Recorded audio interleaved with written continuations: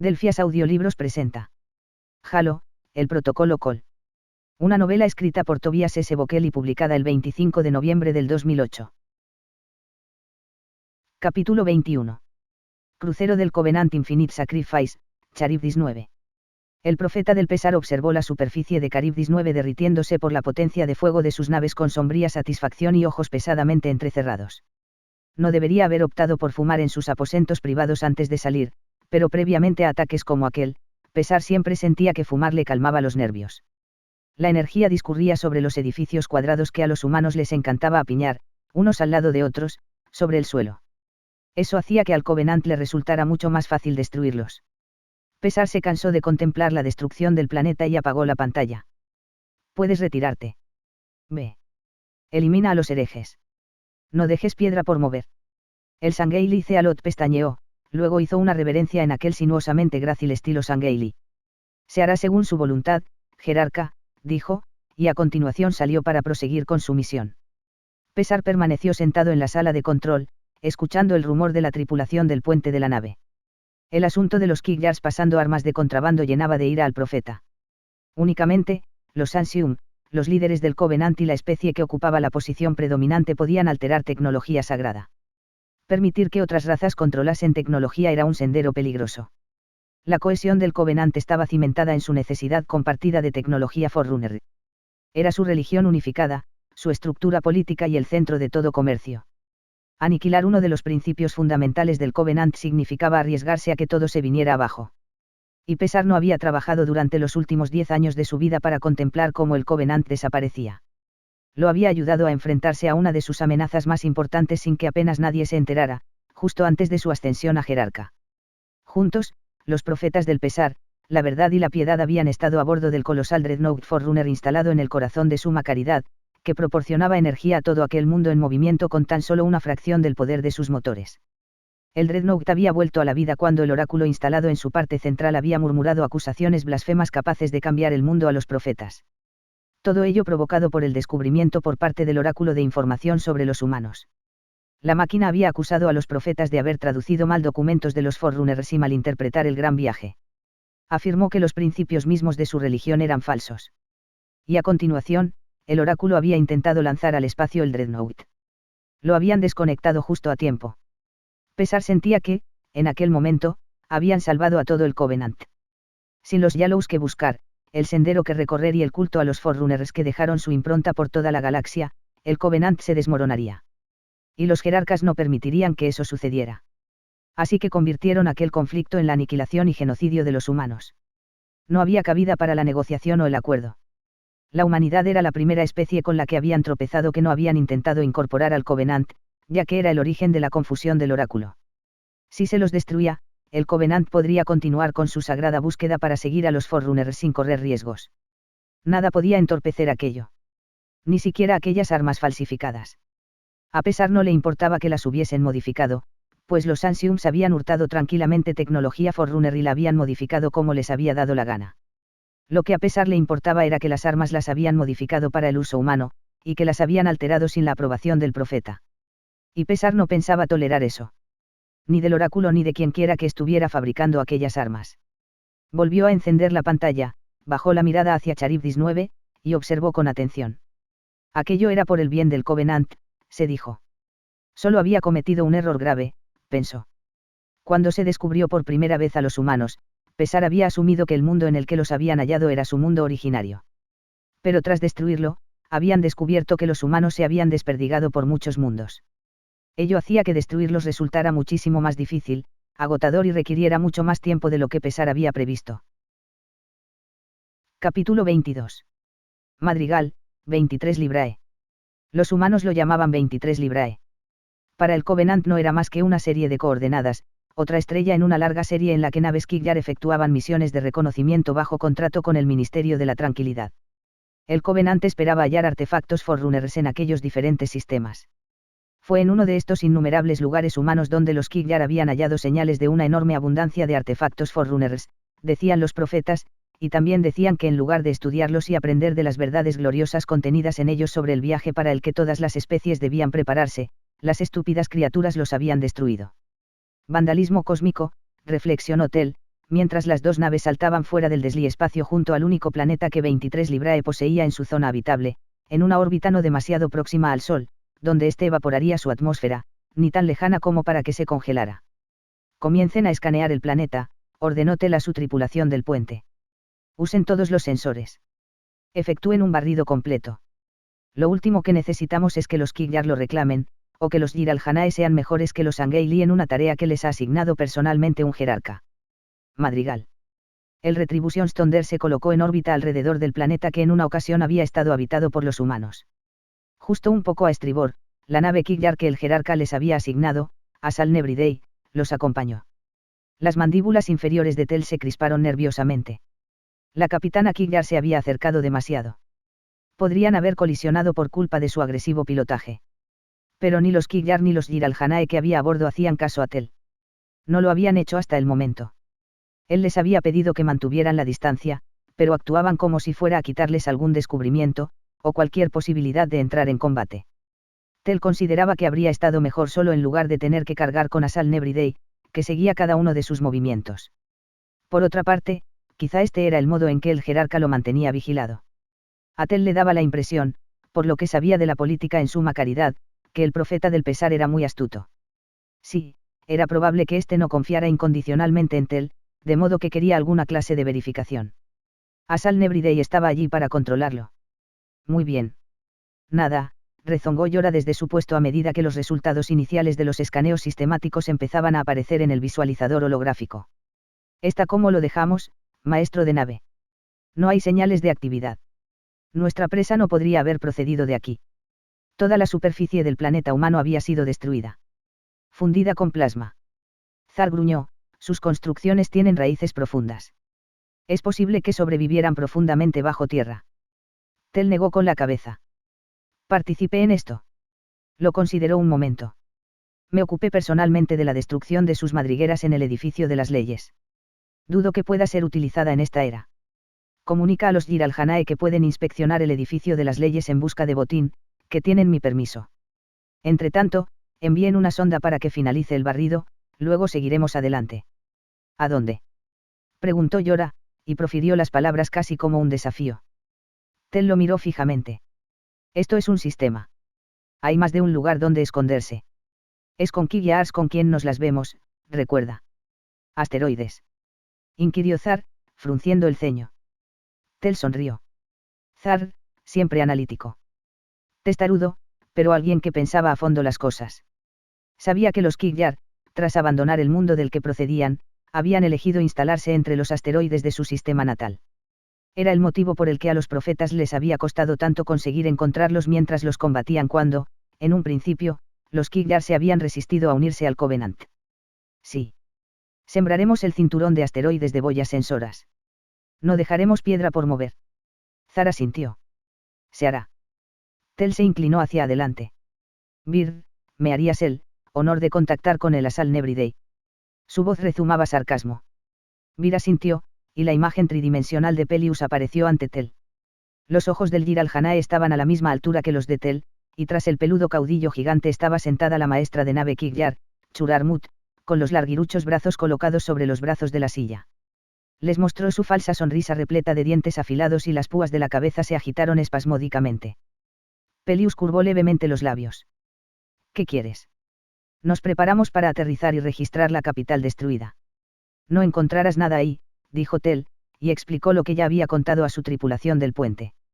El caudillo Jiralhanae pareció decepcionado durante un segundo. Aún así, lo intentarás, ¿no? Sí. Estupendo. Y a continuación la imagen se desvaneció. Jiralhanae, escupió despectivamente Saal desde su consola de armamento. Descorteses y poco de fiar. Desde luego que lo son, convino Tel. Los profetas en su inescrutable sabiduría nos los han asignado. Están aquí para quedarse. Zar, sácanos de aquí. Sin sembrar el sistema de boyas sensoras, los propios escáneres de largo alcance de la nave no eran lo bastante buenos para sacar a la luz a un enemigo escondido. A menos que algo se moviera por allí. Para capturar naves que se movían a hurtadillas, necesitaban colocar algunas trampas. Tel ocupaba ya su silla, preparándose para el salto desliespacio que tendrían que efectuar hasta el cinturón de asteroides, cuando Vir se irguió en su asiento. Maestro de nave, siseó Vir.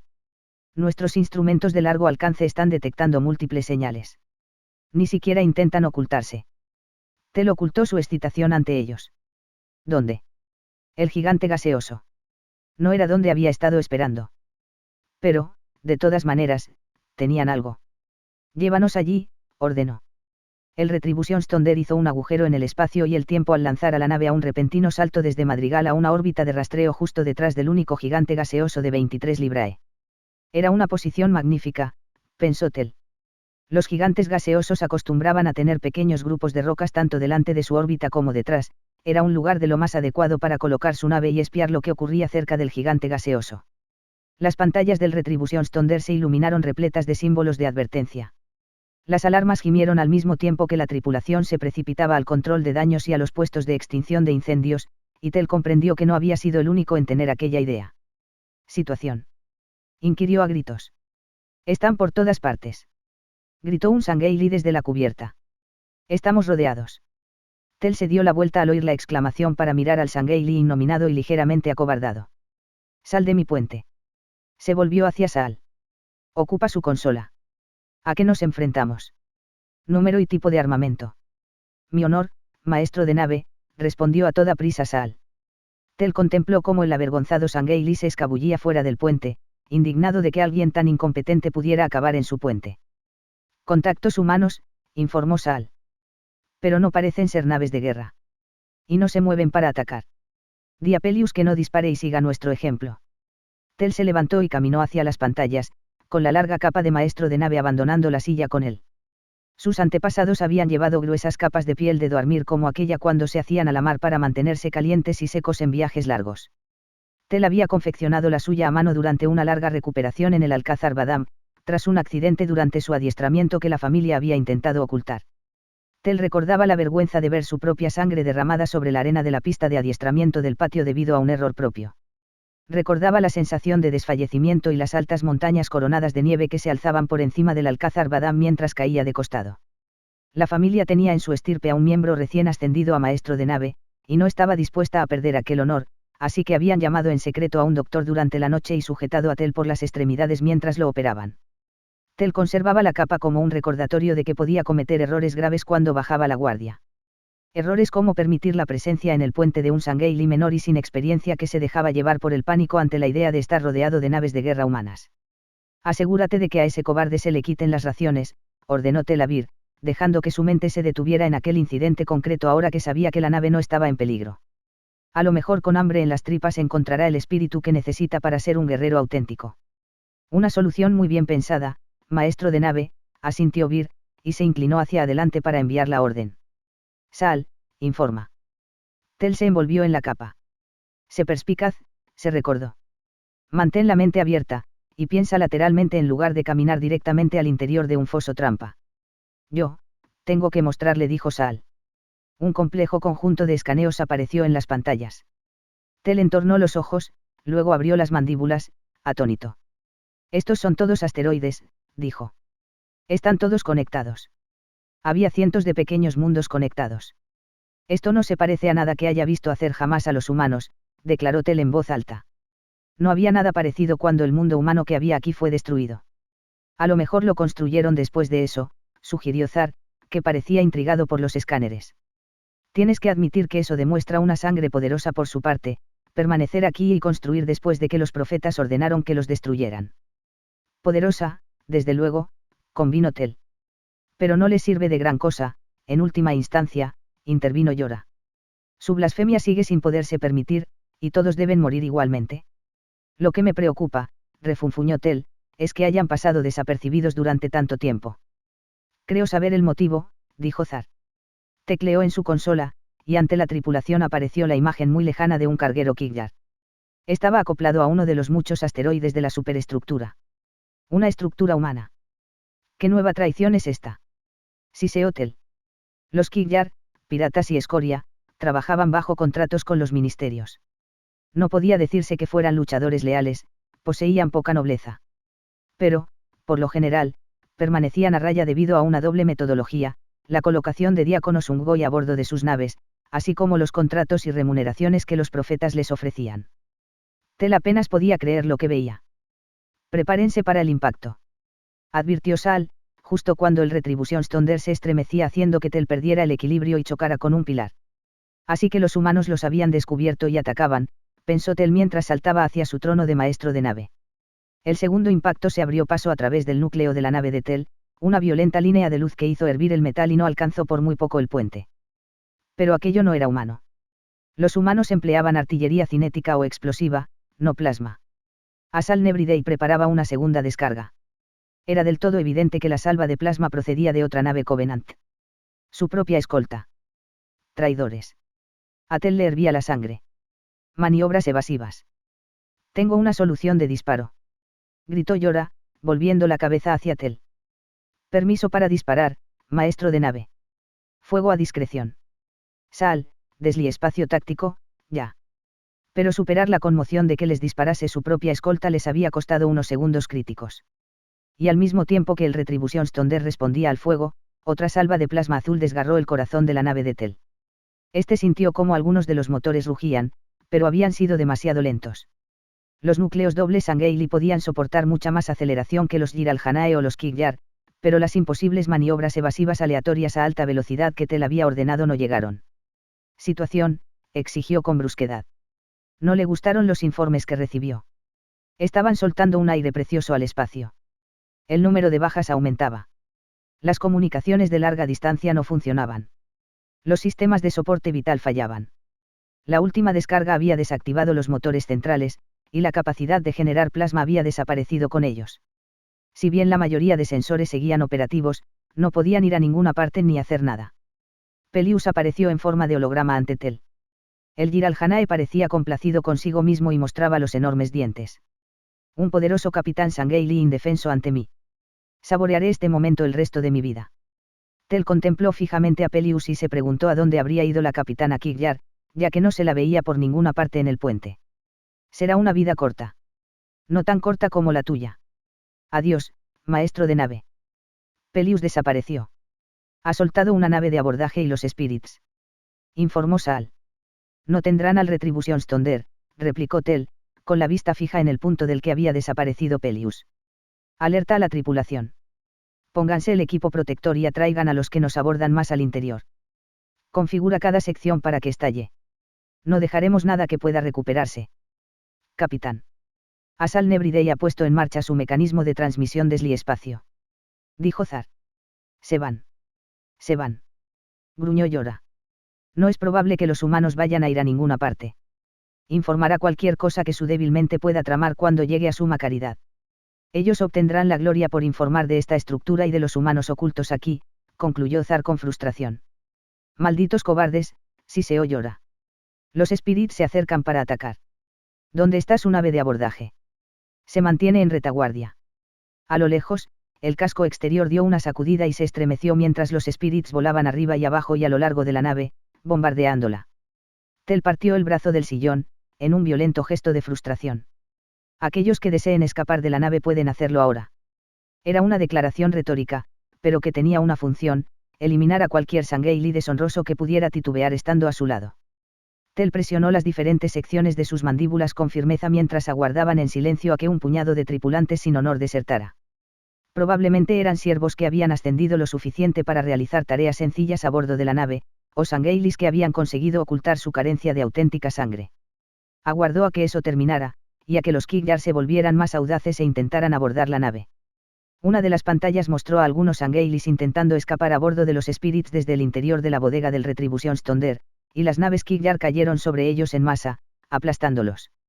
Haces de plasma brotaron y llenaron el espacio alrededor de la nave, y no pasó mucho tiempo antes de que los cobardes murieran en el vacío a manos de los traidores Kigyar. Un destino apropiado, pensó Tel. Dispara las cápsulas de escape vacías. Ordenó. Contemplaron cómo eran destruidas, y ello reforzó su determinación a luchar.